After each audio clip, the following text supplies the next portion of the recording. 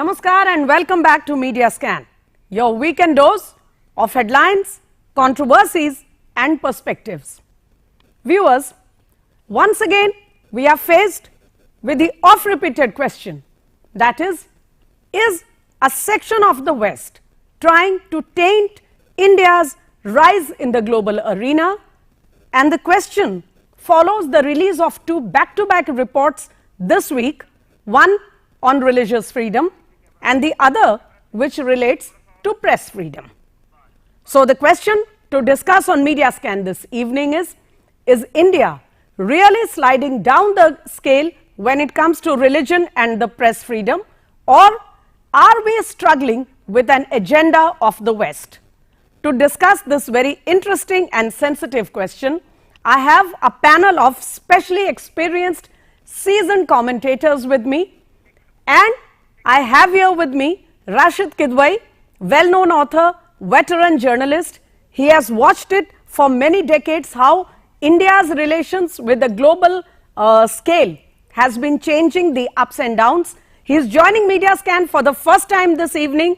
Welcome Rashid Kidwai, namaskar. Thank you. Also with me, security expert on terror and related issues, well-known author Colonel R.S.N. Singh.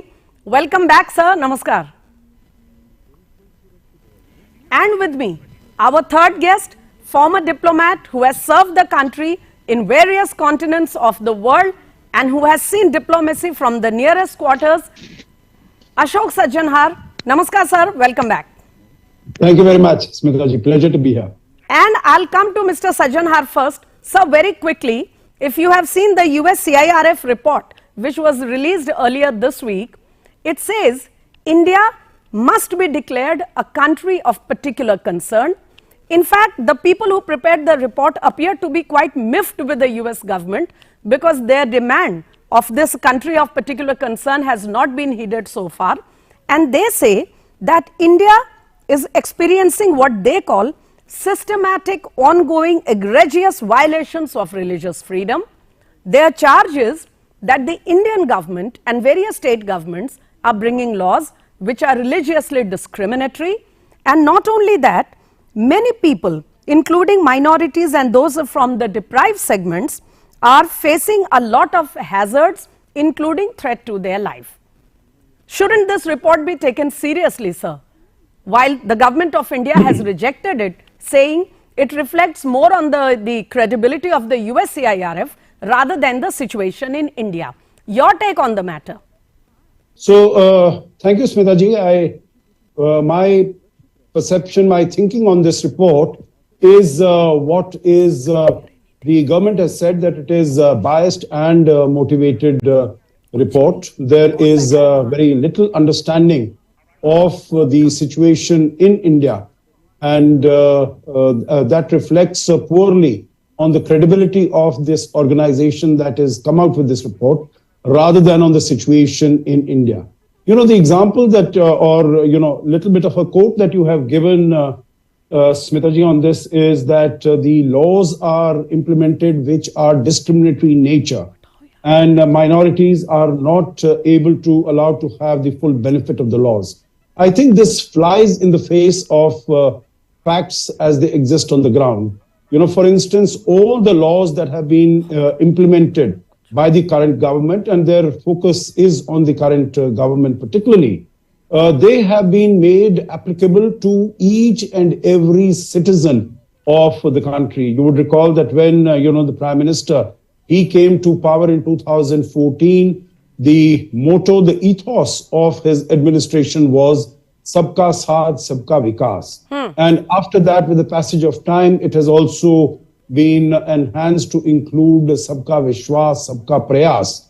That means confidence of all, trust of all, belief of faith of all, and prayas that we will all work together in achieving the common goals and objectives. And here, all the laws that have been implemented, which are to provide benefit to the people, whether it is providing water or electricity, or it is, the Ujjwala Yojana, or financial inclusion, or housing, or for that matter, even the vaccines that were administered, nowhere is it ever asked that, this will be administered to members of a particular religion, members of a particular community. Each and every benefit that is provided by the government, it is made available to everyone without any discrimination of religion or gender or caste or anything of that sort. Yes, point taken, sir. That is correct. But then the report doesn't mention these laws or even these schemes or programs. The report mentions things like laws banning hijab. They have even mentioned some other laws which they say have a particularly religious angle to them, such as targeting interfaith relationships, interfaith marriages, talking of cow slaughter, as I said about hijabs also. So these are the issues the report focuses on, not the things that you have just mentioned, sir. So okay, a quick clarification on that. Very quick clarification I'll give you. I think this brings out the bias and motivation of the writers of the report that, when they see that there are positive things happening, they will not focus on it at all. Now, each and every one, as far as the hijab is concerned, have we heard anywhere there is any protest or any pressure as far as our Muslim sisters are concerned that they should do away with the hijab? Not at all. There is only in one particular school in a particular state in India that it is the requirement that girls who are coming in, young girls, 10 years, 12 years, that they should, come out in totally open atmosphere. It was only in that. I think this might become a slightly longer discussion, sir. I shall come to you quickly on that. Surely. But before that, if you allow, I would like to bring in Rashid Kidwai here into the discussion. Mr. Kidwai, great to have you on the show. My straight question to you is, Government of India has summarily rejected the USCIRF report, and in fact, they did it on earlier occasions as well. I remember very well a similar situation last year. Our question is, should India be rejecting all such reports so summarily, or shouldn't we, as a responsible and more than that, a confident, self-assured nation, try to see if something is really wrong, or at least try to take them in a more, engaging way?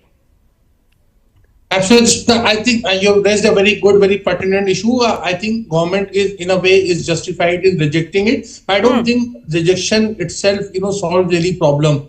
We live in a world where every, country has its own kind of way or dimension of looking at it. Sometimes maybe some of these agencies that are not even actually purely governmental, they are NGO-like, they're independent commissions, they make certain observations. We see that the observations are, of course, sweeping in nature. Sometimes they are also a case of, bias, or rather unwitting bias. The government has a limitation, but I think the government also has diplomacy is not an option. And when we talk about diplomacy, it's not just about, having friendly relations with the countries. It's with the, how do we showcase India?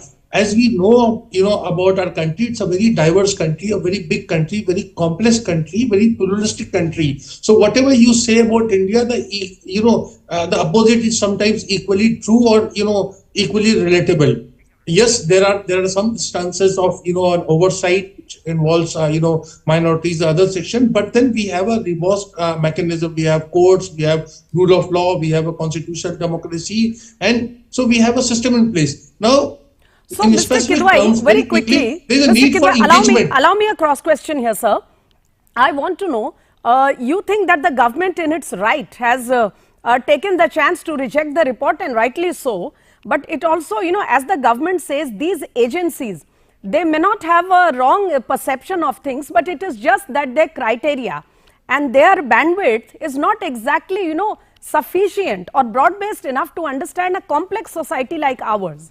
And that is why the report does not reflect the reality. I want to ask, yes, you raised a very serious issue. What I want to check is, what has government done from last year and this year except that criticism? As I said, government has a limitation, but there are a lot of other NGOs. There are Friends of India, the Indian diaspora, there are various NGOs, there are think tanks, there are a lot of people. So I don't think, if you look at all these agencies as, someone who are very hostile to us or cruel, sometimes, as I said, there is an unwitting bias. So if we are able to give, furnish details, like I know a lot of things about, press freedom. So many of the things that the personal animosity things and all are, violent acts are included in, crime against journalists. So if we are able to bring, and we need to have some institutions who deal with it. Now, most of the institutions, I don't want to be overly critical, but they just want to gloss over facts. Whereas if we Okay. present On the we are a question of democracy. journalists, sir, on the question of journalists, I'll come back to you because we also have to mention and talk about the Press Freedom Index. So let me come to Colonel RSN Singh first here. Our two guests, sir, as they have just flagged, two very pertinent issues have come into the discussion. The first is that these reports are extremely biased. They only look at one side of the picture and they have completely, overlooked the ground realities in the country. But Rashid Kidwai is saying that just rejecting a report, which we are well within our rights, is not enough, We also need to engage with the international bodies to show them the true picture. They may or may not know what is going on here. So which of the two views do you think is right? And what is your own take on the situation? My take on the situation is that who is the United States of America to set this kind of narratives? I mean, if they have to, they should look, back into their own short history. I have said that, if you consider the history of USA, I mean, there has been only one Catholic president, and they killed that president, right? And I may also take your mind to this, the UN sponsored, they had this world religious meet in the year 2000, somewhere in August 2000, where representatives of various faiths and, religions, they were represented.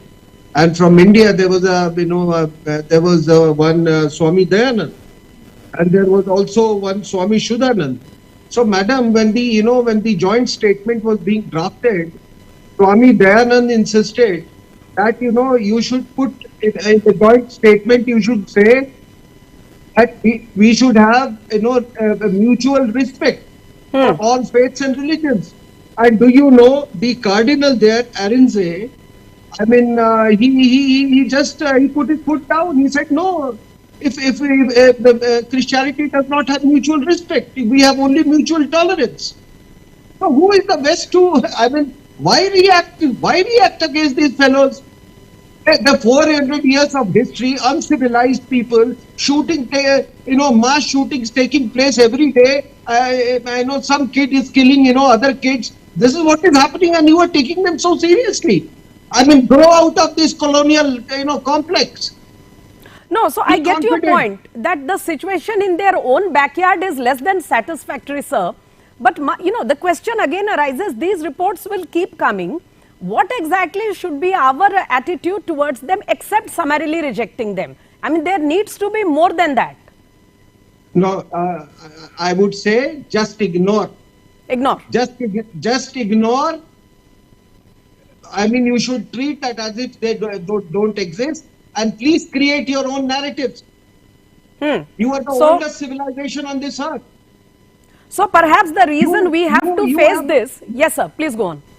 No, you have countries with 400 years of checkered history, which is a country run by the arms mafia, the pharmaceutical mafia, the entire military industrial complex, and that country, you were taking so seriously. Right. Ashok Sajanhar, Colonel Sahab has tried to give us, a historic as well as a political perspective about their own situation. But, the same perhaps will not apply to the World Press Freedom Index, because when India was slid recently to 161st position in a list of 180 countries, nothing to be proud of surely, a lot of people within our country, including, political parties and leaders in the opposition, as well as a big section of the intelligentsia, has raised the issue and said that this is something we should be really ashamed about and we must immediately address the situation. So unlike the USCIRF report, there are a lot of people here in India on the World Press Freedom Index, which is issued by the Reporters Sans Frontiers, the RSF. They are taking the report seriously, and so we cannot sort of ignore our own people, can we?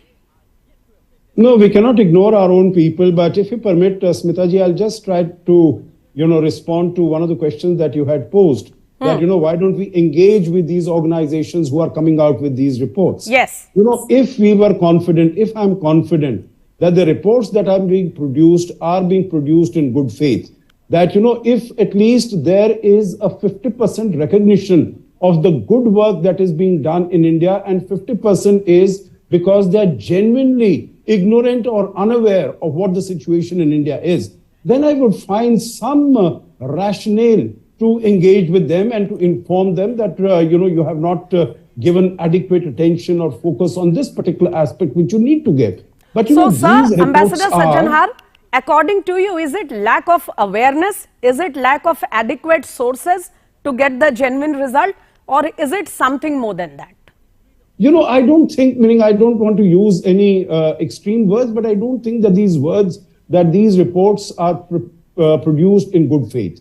I think they have a mentality that they already accept that this is what we are going to produce. They see, things very, very superficially. And that's why you see that 95% of this report from the United States Commission on Religious Freedom, I think more than 95%, it is, finding faults. I don't think there is any place where there is cognizance taken of the good work that has been done, even as far as, in terms of minorities, even the triple talaq, the abolition of triple talaq, how it has gone to empower the women of minority and how they have been sort of, so very happy. And in the many of the recent elections, even in places where there have been majority of the Muslim community, the BJP candidates have been able to win. We saw that in Gujarat. And incidentally, sir, the triple talaq decision finds no mention in the US CIRF report.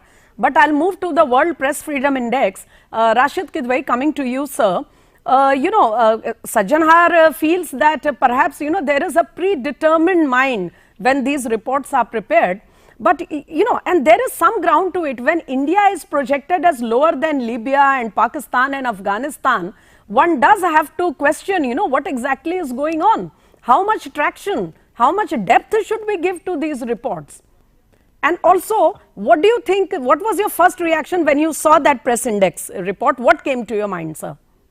I mean, it was unfair. It goes without saying. You see, I'm not diluting the criticism that it's meant to be taken. But what I'm saying is, in the absence of alternative, it comes on a day when there is a World, Press Freedom Day. You look at, we are a democracy. We have a very vibrant media. The fact that so many newspapers publish that, whether it was English media or regional media or Hindi media, that report finds, prominence in every major newspaper. So this is also a statement. I'm saying we can't put a lid on it. Do we have an institution that documents these kind of things, atrocities against media? And are we able to, contest it? That look, our own institution, a credible institution like the Press Council of India or the Press Association. There are several such bodies out there. I don't want to name them, or even independent agencies. So that's what I'm saying. We need to have mechanism in place. We need to have engagement. We have a lot of, foreign media presence in India. None of them, file these kind of reports. So fortress approach is fine. We can go on saying America lacks democracy and all, but let me say it humbly. You see, there are no takers for it. When a report comes, imagine the commission is appointed by the president, and the report is not meant for. It is meant for the U.S. Congress. It's meant for the U.S. government there. So we just cannot bury it under a carpet and say that we reject it. I'm talking about the religious freedom. This thing we need to, our minority commission, our other agencies, and I said the Indian diaspora, the diplomats, all of them need to be. We need to build more institutions to have this kind of engagement. They are hostile. I'm not diluting. Again, I'm repeating. Yet we just cannot ignore them, or we say that as if nothing happens, because we are a democracy. So and if I gather you, democracy, we have to pay a price for it. So if I gather you correctly, you are saying that certainly there is a problem with these reports, but we also cannot build walls around ourselves. We need to continue the engagement, and perhaps some changes are visible here and there. We have seen in some US universities, etc. But I have very little time left on the show, Rashid Kidwai. So I'll take a quick comment from Colonel Arisan Singh. Sir, as you said, these reports need to be ignored. That is the best way for them, and a lot of people share that view. But the fact remains that, when it comes to investment, when it comes to market sentiment, a lot of, issues for our diaspora in these countries in the West, these reports, they do play a role in forming an opinion about the country, whether it is in trade and commerce, in foreign relations, or in the society at large. So, somewhere they do play a role, and that is why we have to be sort of sensitive to the damage they can cause. Right, sir? I really don't think so. At the turn that geopolitics in the world, global geopolitics is taking, I don't think that matters. When the dollar is in question, so is everything else. So and you talked about about triple talaq. What about nikah halala? They are conjoined twins. Triple talaq and nikah halala. Isn't that this thing? And you were talking about democracy. Who told you that Westminster style of democracy is the best kind of democracy? You recently had a democratic summit, isn't it? Biden had had convened it. Now you tell me Bangladesh was not invited, Sri Lanka was not invited, India was not invited, but Myanmar was invited. Sorry, Pakistan was invited. Now, I mean, does this narrative actually matter? Yeah, I think that's a perfect example, Colonel Sahab, about how these double standards and hypocrisy of these institutions making those reports. I'm afraid I shall have to put an end to this conversation here. And I did have to leave out a few of the aspects of the reports I really wanted to bring into the debate. But very quickly, in one line, I will take a reaction from our two other guests. Ashok Sajjanhar, what is the best way forward when more such reports are on the anvil? And I'm sure there are. Very quickly, sir. Yeah, we have to take a parallel approach in this. Reject it completely, cite it as motivated, but also engage with people. It's not, what Mr. Kidwai says, it's not as if you're not engaging. Our whole diplomatic, the personnel, when our external affairs minister goes, when our prime minister goes, when our diaspora, they are engaging 24/7 with their interlocutors. Right. In all these countries. Rashid Kidwai, two things. Don't have to use engagement is sufficient. Engagement is enough from our side. And secondly, as Colonel Arison Singh said, perhaps these reports don't matter on the diplomatic side when we see the results for India that we are seeing. So perhaps they are only meant for people like us to sit and discuss, just for our consumption. Is it or is it not? I wish I could endorse that, but because in 2005, a particular chief minister was denied visa on basis of this the very report. Whether it was wrong or so, that we can go on debate. Fact of the matter is engagement. We need to do more. If our conscience is clean, then we have nothing to hide. It is for the world to see. I think we'll have to end it here, sir. If our conscience is clean, if India is really that confident rising nation, why should we be scared of such reports? But the other view is that these reports, whether they matter or not, is always an open question, and so perhaps we should ignore them. On that note, with these sharp differences of opinion, a perfect conversation with all the three gentlemen here. Colonel Arison Singh, always gracious to join our show. Thank you so much, sir. And Ashok Sajjanhar, thank you for finding the time. Rashid Kidwai, thank you for joining Media Scan, and we will get back to you again. Thank you, gentlemen. The two reports that we just mentioned on our show are not going to be the last. There will be many more in the coming days. India needs to take a well-thought, concerted call about how much importance is to be given to these reports. But at the same time, the people in India also need to see whether they have to pick and choose and criticize our own country on the basis of these reports, or they have to take a more in-depth position. On that note, it's a wrap up on Media Scan for this weekend.